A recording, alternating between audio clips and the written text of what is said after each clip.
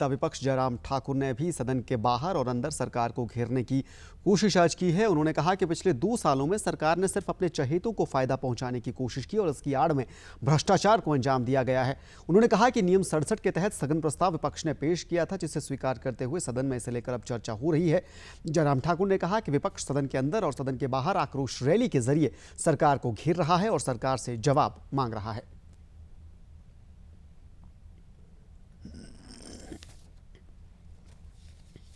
साल की सरकार के कार्यकाल की जो जश्न की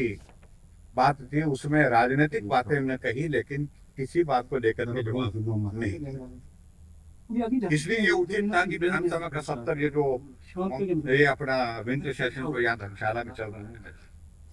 हमने कहा सारी चीजों को छोड़ करके पहले सरकार से उन भ्रष्टाचार के आरोपों पर प्रश्नकाल को शुरू करने की कोशिश की, लेकिन फिर भी उसके बावजूद जब मुख्यमंत्री जी ने कहा कि हम चर्चा करने के लिए तैयार हैं, तो हमारा नियम 67 के अंतर्गत स्थगन प्रस्ताव जो दिया गया था उसको स्वीकार किया गया और अब हम उस पर चर्चा कर रहे हैं।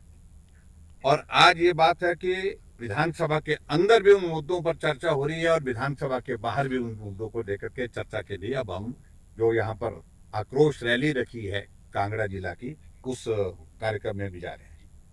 और मैं आप सबके बीच में इतना ही कहना चाहता हूँ, जो बातें कहेंगे कुछ बातें हम रैली में भी कहेंगे और उसके बाद अंदर विधानसभा के अंदर हमारी